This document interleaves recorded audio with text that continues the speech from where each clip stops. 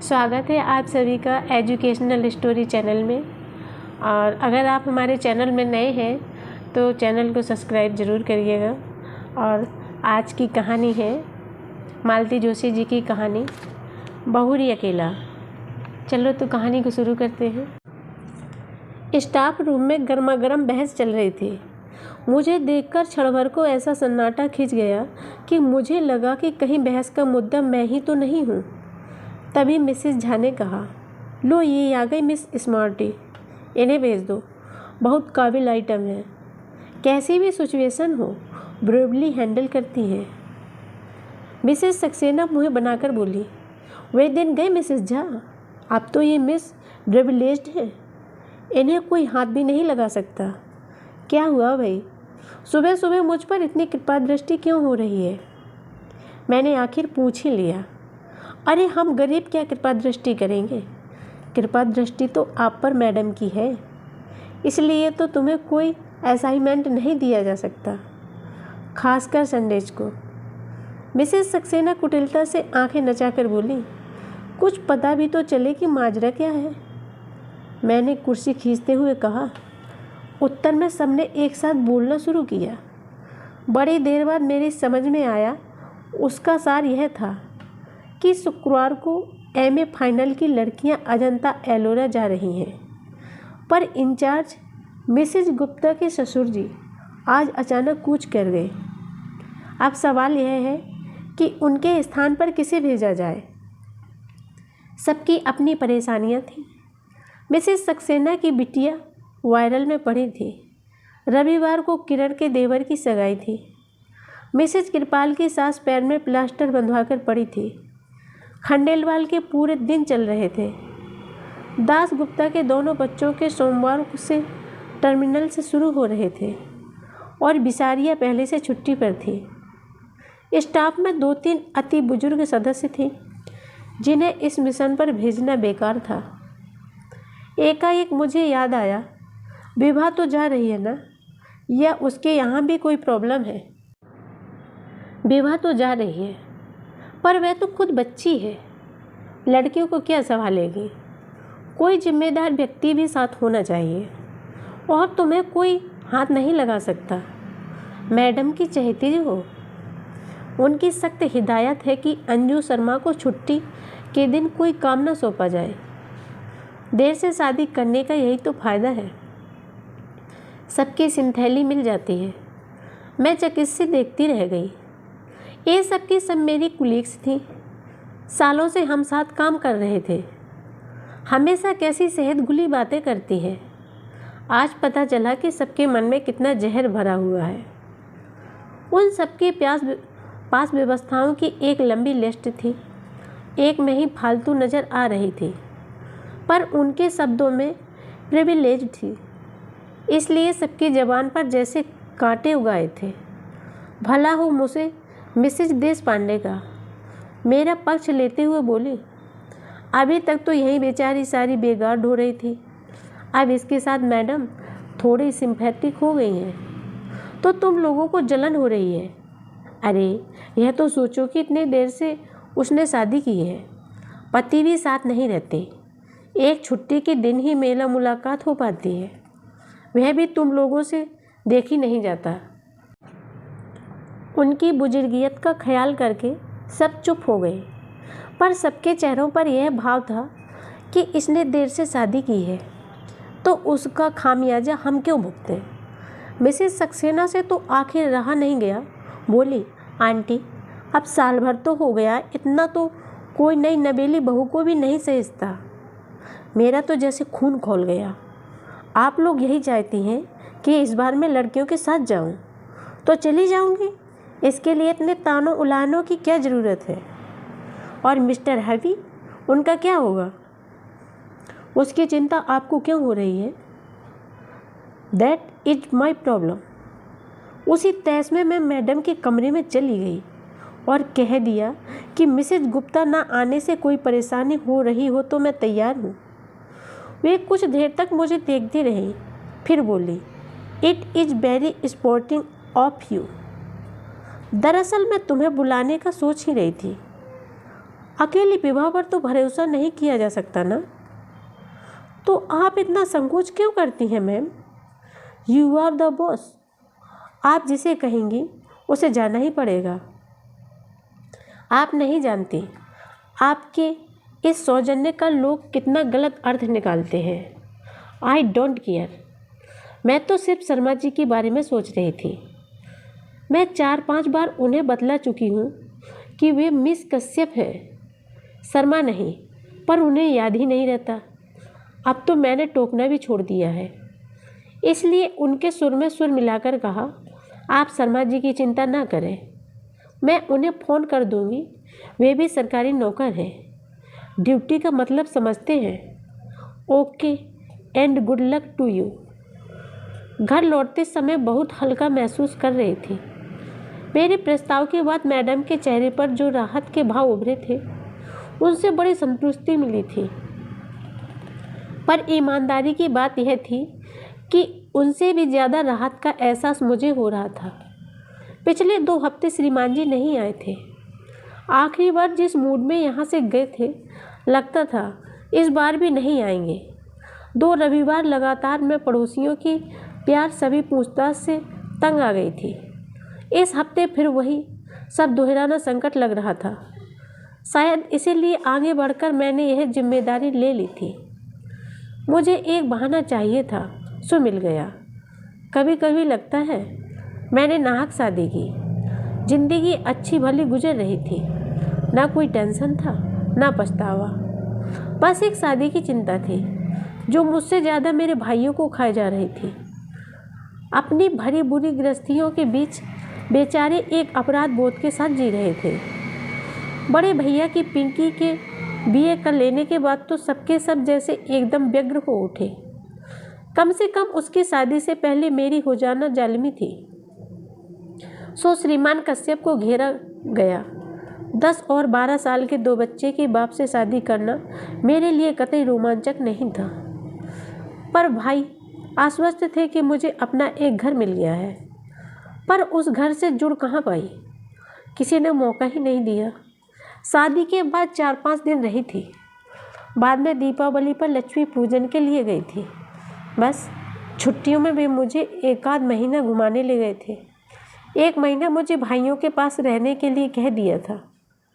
भाइयों के पास तो हर छुट्टी में जाती थी, पर इस बार का अनुभव नया था। पीहर आई बहन बेटी का स्वागत सत्कार, लाड़ दुलार पहली बार ही पाया था। शादी के बाद भी मैं उसी घर में बनी रही, पर वहाँ मिस्टर कश्यप को जरूर एक अतिरिक्त घर मिल गया था। उनकी सारी छुट्टियाँ यहीं गुजरती। केंद्र सरकार की नौकरी थी। शनिवार रविवार छुट्टी होती। वे भोपाल से शुक्रवार को इंटरसिटी से आते और सोमवार की सुबह उसी ट्रेन से लौट जाते। साल भर से मेरा दाम्पत्य जीवन इसी साप्ताहिक तर्ज पर चल रहा था। उस रविवार की रात को भी वे घड़ी में अलार्म भर रहे थे कि मैंने कहा, सुबह चले जाएंगे। जाना तो पड़ेगा ही, कल सोमवार है। भूल गई क्या? सोमवार को कैसे भूल सकती हूँ, मुझे भी तो कॉलेज जाना है। पर मुझे भी कुछ याद आ रहा है। क्या? कल शाम मैंने कुछ लोगों को खाने पर बुला लिया था। कल क्यों? आज ही बुला लेती ना। यही बुलाना अच्छा नहीं लगता, कोई मौका भी तो हो। तो कल क्या है? आपकी याददाश्त तो इतनी अच्छी है, आपको यहाँ बैठकर भी अपने बच्चों के ही नहीं, भांजे भतीजों के, मामा मौसियों के जन्मदिन याद आ जाते हैं। कल तुम्हारा जन्मदिन है। नहीं, मेरा जन्मदिन तो कब से आकर चला गया। जिसे याद था उन्होंने मना भी लिया। आपके लिए मुझे 100 बहाने गढ़ने पड़े। एक साड़ी अपनी ओर से खरीदकर आपके उपहार के तौर पर पेश करनी पड़ी। मेरा जन्मदिन आपको याद नहीं रहा, कोई बात नहीं, पर कल की तारीख तो आपको याद रखनी चाहिए, या कि उसका भी आपके निकट कोई महत्व नहीं है। न चाहते हुए भी मेरी आवाज़ थोड़ी तल्ख हो गई थी। उन्होंने कैलेंडर की ओर नज़र डाली। ओए, कल 11 नवंबर है, मतलब अपनी शादी को 1 साल पूरा हो गया। धन्य भाग, आपको याद तो आया, पर आपने इस तरह मुँह क्यों लटका लिया? मैंने रुकने के लिए कहा जरूर है। पर कोई प्रॉब्लम हो तो रहने दीजिए। सेलिब्रेशन का मूड अगर है तो मैं साथ चली चलती हूँ, नहीं तो उसकी भी कोई ज़रूरत नहीं है।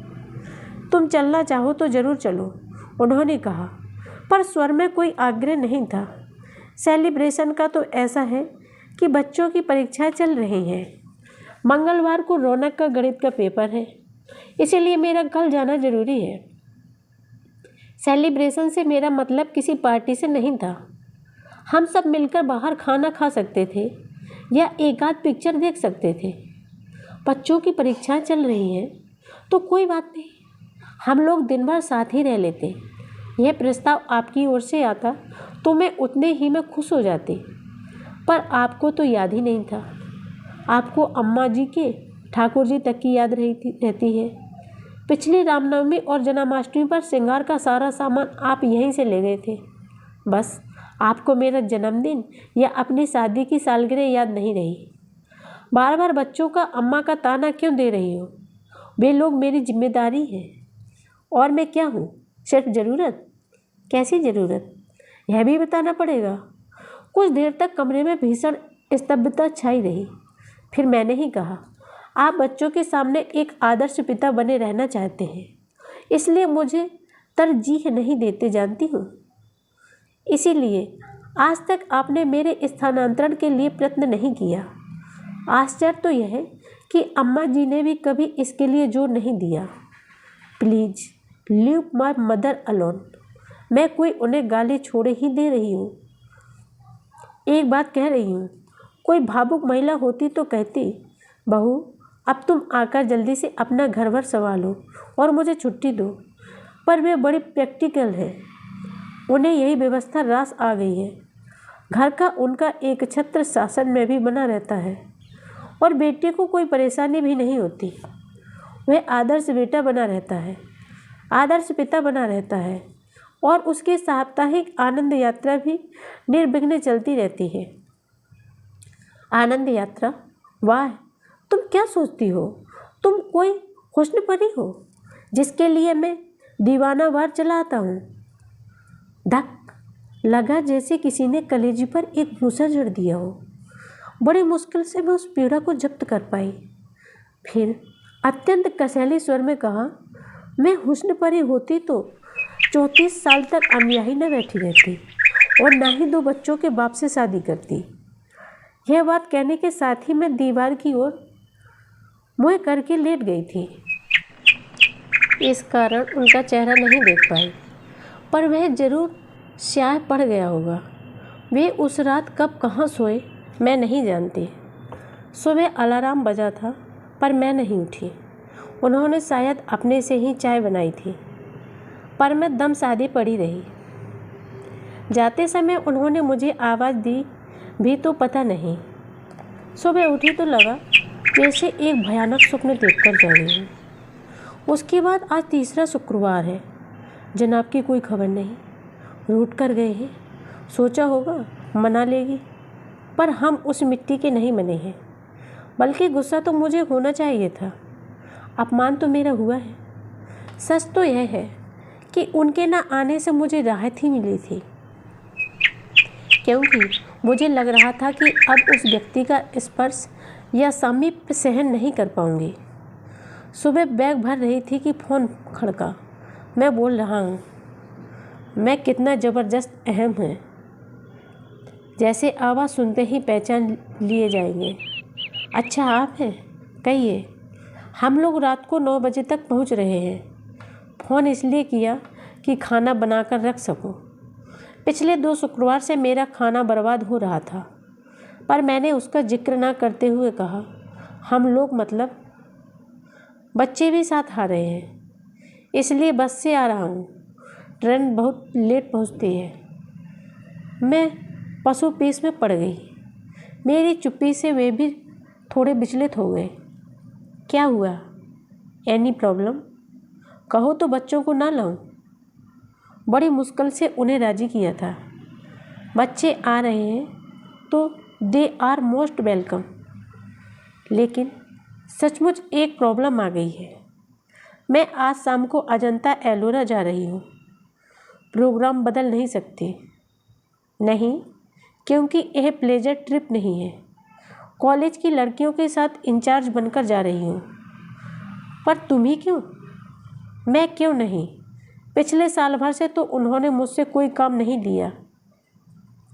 मेरे सारे संडेज फ्री रखे। कॉलेज में इतनी परीक्षाएं होती हैं, पर कभी इन्विजिलेशन की ड्यूटी भी नहीं दी। पर किसी की सदा सहायता का ज़्यादा फ़ायदा उठाना अच्छा थोड़ी ही लगता है। आखिर यह मेरी नौकरी है।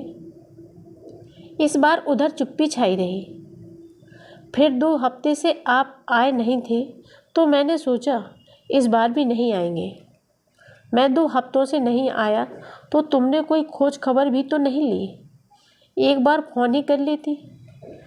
कारण मुझे मालूम था, इसलिए फ़ोन नहीं किया। मैं बीमार भी तो हो सकता था। बीमार होते तो आप भी मुझे फ़ोन करते। आप तो नाराज़ थे। मैं तो आज भी आपको एक्सपेक्ट नहीं कर रही। शायद अम्मा जी ने। हर बार अम्मा को बीच में क्यों ले आती हो? बहुत श्रद्धालु अंतःकरण से कह रही हूँ कि शायद अम्मा जी ने ही समझाया होगा कि कमाऊ बीवी से बनकर चलना चाहिए। उधर से फ़ोन पटकने की आवाज़ आई। मैंने भी परवाह नहीं की।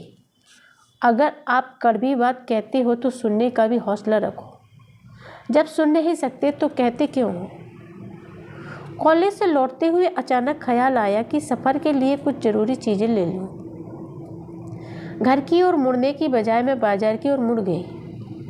वह शायद मेरी होनी ही थी जिसने मुझे इस बात के लिए प्रेरित किया था, क्योंकि उस ओर मुड़ते ही एक स्कूल बस मेरे सामने आ गई। उसे बचाने के लिए मैं सड़क के इतने किनारे चली गई कि गिर ही पड़ी। क्षण भर को आंखों के सामने अंधेरा छा गया। पल भर में वहाँ भीड़ जुड़ गई थी।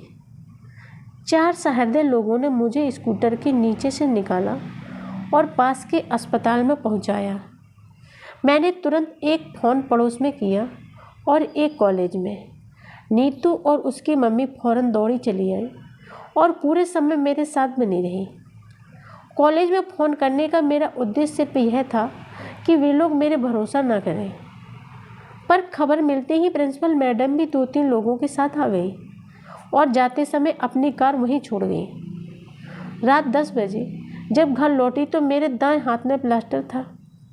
बाएं पैर की पिंडली में 6-7 टाँके थे और घुटने और कंधे पर खरोंच थी। सौभाग्य से सिर पर कोई चोट नहीं थी, पर वह बेतरह घूम रहा था। घर आते ही पस्त होने से पहले मैंने बड़े भैया को फ़ोन लगाया। मेरे कुछ कहने से पहले वे ही बोल उठे, अरे इतनी देर तुम कहाँ थी? मैं कब से फ़ोन लगा रहा हूँ।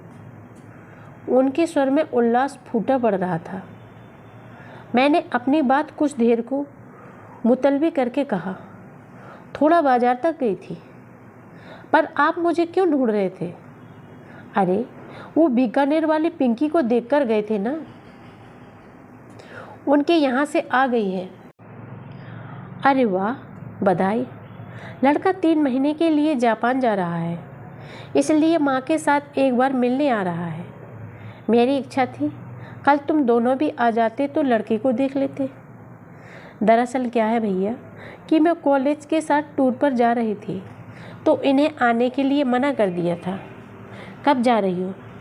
आज ही जाना था, पर पता नहीं कैसे स्कूटर से गिर पड़ी। पट्टी वगैरह करवाकर अभी लौटी हूँ। ज़्यादा चोट तो नहीं आई? चोट तो ज़्यादा नहीं है, पर आना ज़रा मुश्किल लग रहा है। खैर कोई बात नहीं, टेक केयर। इन लोगों से निपट लूँ फिर आता हूँ। नीतू मुझे देखती रह गई। यह क्या है? आपने ठीक से बताया क्यों नहीं? वे बिटिया का रिश्ता तय कर रही हैं। इस समय मैं उन्हें डिस्टर्ब नहीं करना चाहती। जीजा जी को तो फ़ोन कर दिया होता। नहीं रे, यहाँ नहीं आना था, इसलिए उन्होंने टूर प्रोग्राम बना लिया था। घर पर अम्मा जी और बच्चे अकेले होंगे। इतनी रात को फ़ोन करूँगी तो परेशान हो जाएंगे। जीजा जी के पास मोबाइल नहीं है। यही तो सोच रही हूँ, इस जन्मदिन पर उन्हें प्रेजेंट ही कर दूँगी। बहुत परेशानी होती है। अच्छा नीतू, आज की रात तुम मेरे पास रह जाओगी। कल से मैं बसंती को बोल दूँगी। कैसे बात कर रही है? आज तो मुझे रहना ही है। आपने घर पर खबर की भी तो सुबह से पहले कोई आता थोड़े ही। वह रात बहुत मुश्किल से कटी। उपचार के समय उन्होंने जरूर कोई निश्चेतक दवा दी होगी। उसका असर धीरे धीरे कम हो रहा था और दर्द अपना अस्तित्व जगाने लगा। यूँ तो दर्द निवारक गोलियां भी दी गई थी, पर उन्हें कारगर होने में थोड़ा समय लगना ही था। घर का कोई साथ में तो मैं उसे सारी रात सोने भी नहीं देती, पर पराई लड़की को परेशान कैसे करती। सो सहनशीलता का नाटक करना ही पड़ा। दर्द के घूंट पीते हुए मैं बार बार उस एक व्यक्ति को कोस रही थी। मिस्टर कश्यप, आपने साल भर में कोई और तोहफा तो नहीं दिया, पर शायद बद्दुआएं दिल खोलकर दी है। उसी को भुगत रही हो। नहीं तो 10 साल से गाड़ी चला रही हो, कभी एक खरोच भी नहीं आई। मुश्किल तमाम रात के तीसरे पहर थोड़ी सी आंख लगी, पर नीतू ने 7 बजे ही चाय के लिए जगा दिया। उसका कहना भी ठीक था। बोली, आप हाथ मुँह धोकर तैयार हो जाइए। अड़ोस पड़ोस में खबर लगने ही आने वालों का तांता शुरू हो जाएगा। आप परेशान हो जाओगे। फिर उसी ने मेरे मुँह हाथ धुलवाए, बाल ठीक किए। उसी की मदद से मैंने कपड़े बदले। फिर उसने मेरे हाथ में कॉर्डलेस थमाकर मुझे सोफे पर लाकर बिठा दिया। आसपास तकिए लगाकर ऐसी व्यवस्था कर दी कि मैं अधलेटी रह सकूं। बोली कि हर किसी को बेडरूम तक लाना ठीक नहीं लगता। उसका तर्क ठीक था, और जैसा कि उसने कहा था, 8 बजे से आने वालों का सिलसिला जो शुरू हुआ 10 साढ़े 10 तक चलता ही रहा। बेचारी नीतू नहाने धोने घर भी न जा सकी। 11 बजे मैंने उसे ज़बरदस्ती घर भेजा। कहा कि दरवाजे में चिल लगा दो, आने वाला अपने आप खोलेगा। नीतू को गए मुश्किल से 10 मिनट हुए होंगे कि दरवाज़ा अपने आप खुल गया। मैं तो चकित थी कि ना दस्तक ना घंटी, ऐसे अचानक कौन आ गया। पर जब आगंतुक को देखा तो देखती रह गई। कमर पर दोनों हाथ रखे दरवाजे पर खड़े होकर श्रीमान मुझे घूर रहे थे। उस दृष्टि में रोष था, उपलब्ध था, उपहास था और शायद तिरस्कार भी। आई नो इट, मुझे मालूम था तुम्हें कहीं आना जाना नहीं था, सिर्फ मुझे टालने के लिए बहाना बनाया गया था। I was dead sure. वे जिस तरह मुझे घूर रहे थे, मैं भी एकटक उन्हें देख रही थी।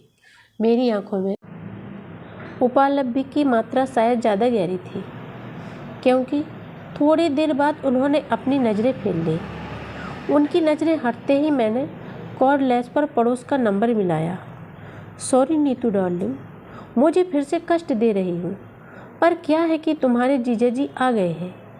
एक कप चाय बनाकर दे जाओगी तो अच्छा रहेगा।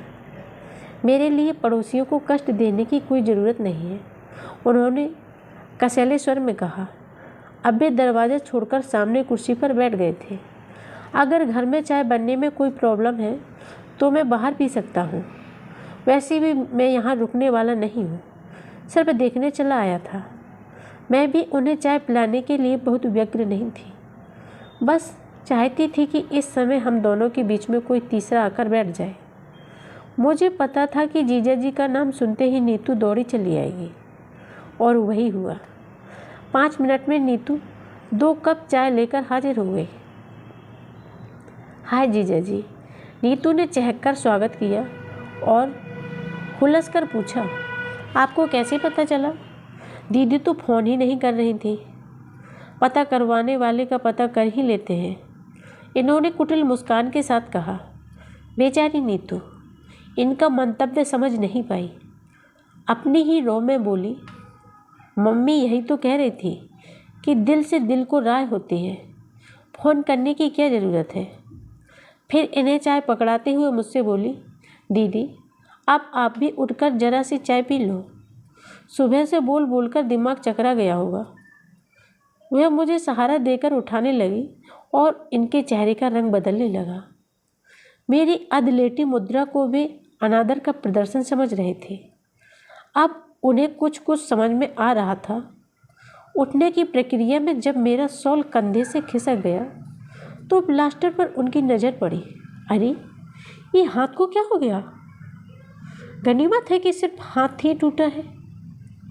आप खुशकिस्मत हैं जीजा जी कि ये सही सलामत बच गई, वरना क्या से क्या हो जाता। तुम्हें मैं सही सलामत नज़र आ रही हूँ। अरे हाथ ही तो टूटा है। सब लोग कह रहे थे कि किस्मत वाली थी जो सड़क के किनारे गिरी, अगर बीच में गिरती तो सोचो क्या होता। उस कल्पना मात्र से ही मुझे झुरझुरी हो आई।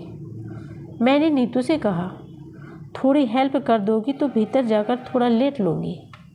हाँ, अब आप बिल्कुल आराम करो, कोई आएगा तो जीजा जी निपट लेंगे। बिस्तर पर लेटते हुए मैंने कहा, बसंती को 2 दिन की छुट्टी दे दी थी। अगर किसी के हाथ खबर भिजवा दोगी तो वह आ जाएगी, 2 रोटी ही डाल जाएगी। बसंती को मैं खबर कर दूंगी। पर आप रोटी की इतनी चिंता क्यों कर रही हैं? हम लोग क्या इतना भी नहीं कर सकते? तुम ही लोग तो कर रहे हो, पड़ोसी और होते किस लिए हैं? नीतू जब चली गई तो ये कमरे में आकर बोले, इतना सब हो गया तो क्या मुझे फ़ोन नहीं कर सकती थी? मैंने एक क्षण उनकी ओर देखा और कहा, फ़ोन कर भी देती तो क्या आप विश्वास कर लेते या ऐसे भी एक बहाना समझते? वे चुप हो गए। फिर बड़ी देर तक मौन हम दोनों के बीच पसरा रहा। फिर कुछ देर बाद फ़ोन बजा और मेरा कार्डलेस बाहर ही छूट गया था, इसलिए फ़ोन उन्हें नहीं उठाना पड़ा। शायद बड़े भैया का था, मेरे हालचाल पूछ रहे थे। मैं जब तक उन्हें सावधान करती वे सब ब्यौरा दे चुके थे। फिर तो मेरी पेशी होनी ही थी। ये क्या कर बैठी तुम? और रात को मुझे बताया क्यों नहीं? मैं उसी समय चला था। मुझे मालूम था, इसीलिए नहीं बताया। आप आ भी जाते तो सुबह फिर मेहमानों के लिए भागना पड़ता। अब आपकी उम्र इतनी भागदौड़ करने की नहीं है। वैसे चिंता की कोई बात नहीं है, पड़ोसी बहुत अच्छे हैं और अब तो ये भी आ गए हैं। हाँ, अभी फ़ोन पर उनकी आवाज़ सुनकर थोड़ा संतोष तो हुआ। अच्छा, तो हम लोग सुबह आते हैं, टेक केयर। भैया के फ़ोन के बाद फिर से सन्नाटा छा गया। ये पेपर पढ़ते रहे, मैं सोने की कोशिश करती रही। नीतू दोनों हाथों की हथेलियाँ लेकर आई, तभी वह नीरवता भंग हुई।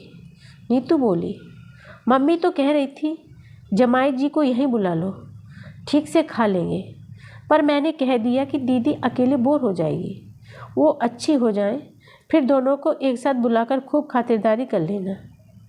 एक बात और, जाती हूँ मैं बाहर से ताला डालकर जा रही हूँ, नहीं तो मोहल्ले भर की आंटी लोग तंग करने आ जाएंगे। रात भर की जागी हूँ, थोड़ा आराम कर लो। खोलोगी कब? 4 बजे चाय लेकर आऊँगी ना। और सचमुच में हमें ताले में बंद करके चली गई। वह जब तक रहती है पटर पटर करती रहती है, घर भरा भरा लगता है। उसके जाते ही एक निचाट पटर पटर करती रहती है। सोनेपन ने घेर लिया। वह असहज एकांत से निजात पाने के लिए मैंने कहा, आप तो आज ही आने वाले थे ना, तो दिन में निकल जाते, रात में ठंडे से परेशान हो जाएंगे। वे एक क्षण मुझे घूरते रहे, फिर बोले, मुझे क्या इतना गया गुजरा समय लिया है कि तुम्हें इस हाल में छोड़कर चला जाऊंगा। एक तरह से बात यहीं पर एक अच्छे बिंदु पर समाप्त हो जानी थी, पर मैंने मन में तो प्रतिशोध की आग धधक रही थी। वह हुस्न परी वाला डायलॉग मेरे कलेजे में कील की तरह गड़ा हुआ था। उसी ने मुझे चुप नहीं बैठने दिया। मैंने बड़े नाटकीय अंदाज में कहा, मेरी यह हालत है, तभी तो कह रही हूँ, रुक कर क्या करेंगे? वे अवाक होकर मुझे देखते रह गए। What do you mean? कुछ नहीं, एक पुरानी बात याद आ गई। एक बार आए थे और मैं संकोच के मारे में क्षण भर को चुप रह गई। उस दिन आप कितना नाराज़ हुए थे, कहा था कि फ़ोन तो कर देती। बेकार में तो 250 रुपये का चूना लग गया। उनका चेहरा फक पड़ गया। डूबती सी आवाज़ में बोले, उस बात को अब तक गांठ बांधे बैठी हो। यही क्यों, और भी बहुत सी है, सारी गांठें खोलने बैठूंगी तो सुबह से शाम हो जाएगी। तुम तो ऐसे कह रही हो जैसे मैं तुम पर बहुत अत्याचार करता रहा हूँ। प्रचलित मायनों में जिसे अत्याचार कहते हैं वह तो आप कर नहीं सकते थे, क्योंकि मैं उतनी बेचारी नहीं हूँ। आपका तरीका बहुत सोफिस्टिकेटेड है और एक प्रपोज बहुत ही प्रैक्टिकल। बहुत आसानी से आप सामने वाले की भावनाओं को अनदेखा कर सकते हैं। मसलन आप कहाँ से शुरू करूँ? चलिए शुरू से करते हैं। याद है जब शादी के बाद पहली बार हम लोग इस घर में आए थे? मेरी सहेलियों ने घर को बहुत कलात्मक ढंग से सजाया था। हमारा स्वागत भी बहुत शानदार हुआ था। हार, फूल, संगीत, उपहार, मिठाई, और लोग इतने ही पैर रखने को जगह नहीं थी। उसके बाद जब हम अकेले हुए तो आपका प्रश्न था, फ्लैट तो बहुत सुंदर है, कितने का पड़ा? क्या मुझे यह पूछने का हक नहीं था? जरूर था, पर आपकी टाइमिंग गलत हो गई। उस निभृत एकांत की अवहेलना कर आप इंदौर और भोपाल की कीमतों की तुलना करते रहे। बातों बातों में आपने यह भी पूछ लिया कि मैंने लोन बैंक से उठाया था या जीपीएफ से लिया था, और यह भी कि किस्तें पट गई या कि अभी बाकी है। मेरे ख्याल से मुझे यह भी पूछने का हक नहीं था। 100% है, पर यह विषय उस दिन के लिए नहीं था।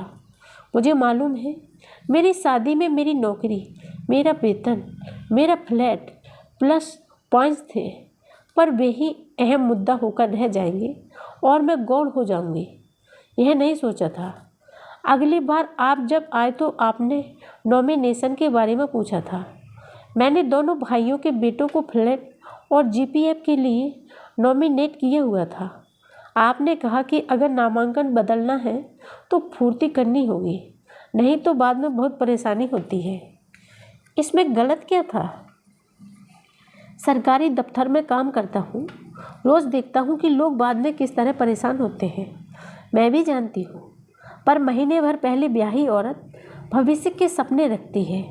उसे वसीयत के बारे में सोचना ज़रा अच्छा नहीं लगता। बदलती हुई परिस्थिति में शायद मैं खुद इस विषय में पहल करती, पर आपकी उतावली देखकर तृष्णा हो गई। इसके बाद तो एक्सप्लॉयटेशन का एक अनवरत सिलसिला शुरू हो गया। मेरे टेलीफोन का बिल दुगना तिगुना आने लगा। सब लोग छेड़ते कि रात भर मियाँ के पास से बात करती होगी। उन्हें क्या पता था कि मियाँ ने घर पर बात करने के लिए एकदम मना किया हुआ है, और दफ्तर में बात करना मुझे अच्छा नहीं लगता। उन्हें कैसे बताती कि यहाँ आकर श्रीमान को सारे दोस्तों के भाई भतीजों के जन्मदिन याद आ जाते हैं। सारे रिश्तेदारों की मिजाज पुरसी और मातम पुरसी यहीं से होती है। यह तो शायद तुम्हें भी पता होगा कि लॉन्ग डिस्टेंस कॉल संडेज को सस्ती पड़ती है, और अक्सर संडेज को मैं यहीं होता हूँ। हाँ, मुझे पता है, और मुझे यह भी पता है कि इंदौर का कपड़ा मार्केट बहुत अच्छा है, इसलिए चादरें और पर्दे यहीं से खरीदने चाहिए। यहाँ की रेडीमेड गवर्नमेंट्स की मंडी भी मशहूर है, इसलिए बच्चों के जन्मदिन के कपड़े यहीं से लेने चाहिए। यहाँ जब तक गर्म कपड़ों की सेल लगती है, इसलिए अम्मा जी के लिए शॉल और स्वेटर यहीं से जाएगा।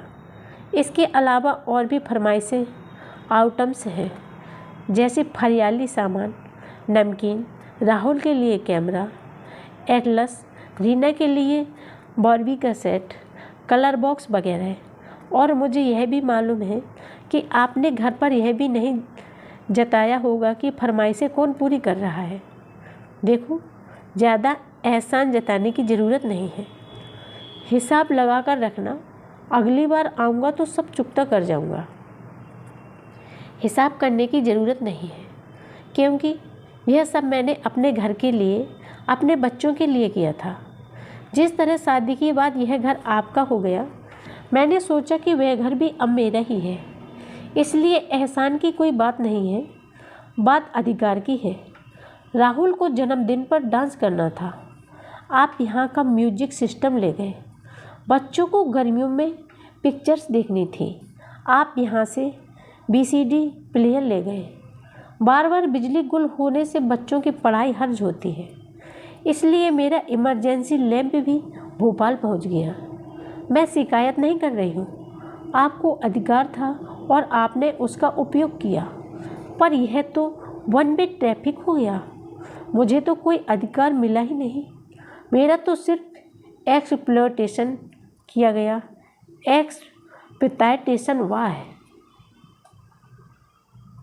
सुनने में तो बुरा लगता है ना, शोषण कहूँगी तो और भी बुरा लगेगा, पर मेरे साथ यही हो रहा था और वह मेरी समझ में भी आ रहा था। पर मैंने मन को बहला लिया था कि मैं घर की किस्तें चुका रही हूँ, घर जिसकी मुझे अरसे से तलाश थी, घर जो रिश्तों की मजबूत ज़मीन पर खड़ा हो, घर जो आपसी सामंजस्य और सद्भाव के सहारे टिका हो। पर वह घर तो मुझे मिला नहीं, आपने दिया ही नहीं। देखो, तुम्हारी तरह मैं साहित्यिक भाषा तो नहीं बोल सकता, लेकिन आप खूब बोल सकते हैं। आपका हुस्न परी वाला जुमला तो अब तक मेरे कलेजे में गड़ा हुआ है। कल रात में दर्द के मारे सो नहीं पाई थी, पर यह दर्द उस दर्द के मुकाबले कुछ नहीं था जो उस रात आपने मुझे दिया। ये घाव तो कल को भर भी जाएंगे, पर यह घाव तो ताउम्र हरा रहेगा। और आज तो आपने कमाल ही कर दिया। आज मैंने क्या किया? वे हैरान थे।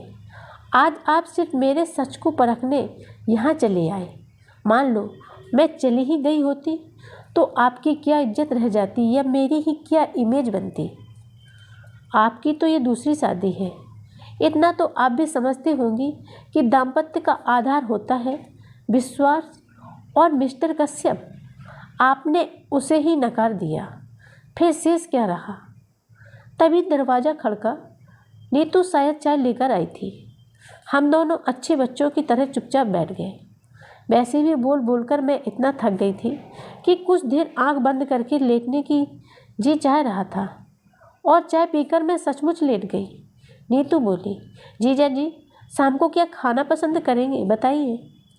व्यंग्यपूर्ण मुस्कुराहट के साथ ये बोले, मैं गरीब क्या बताऊंगा, अपनी दीदी से पूछूं। गेस्ट ऑफ ऑनर तो वे हैं।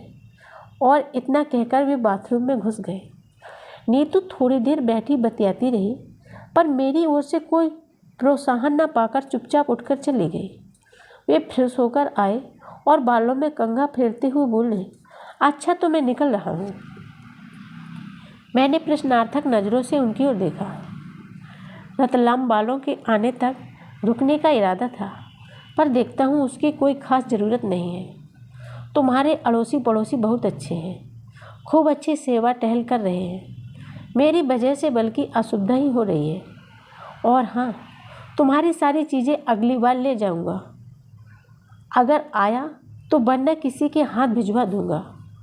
मैंने उठने का उपग्रह किया तो बोले, लेटी रहो, मेरे लिए फॉर्मेलिटीज करने की ज़रूरत नहीं है, वैसे भी आदर मान बहुत हो चुका है। सी ऑफ करने के लिए ना सही, दरवाज़ा बंद करने के लिए तो उठना होगा।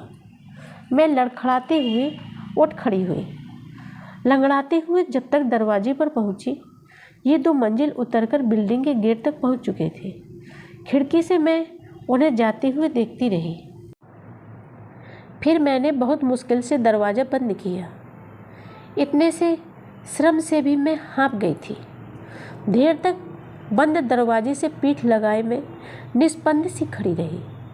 सामने वही खिड़की थी जहाँ से मैंने उन्हें जाते हुए देखा था। मुझे लगा वे मेरे घर से ही नहीं, जीवन से भी चले गए हैं। अलविदा मिस्टर कश्यप, मैंने कहा। आज से मेरे घर का और मेरे मन का दोनों दरवाजे आपके लिए बंद हो चुके हैं। घर का दरवाज़ा तो शायद कभी मजबूरी में खोलना ही पड़ेगा, क्योंकि इस शादी को इतनी आसानी से मैं नकार नहीं सकती। इसके लिए मेरे भाइयों ने बहुत सारा श्रम और पैसा खर्च किया है, इसलिए इस शादी को तो मुझे ढूंढना ही पड़ेगा। पर मेरे मन का दरवाज़ा अब आपके लिए कभी नहीं खुलेगा, कभी नहीं।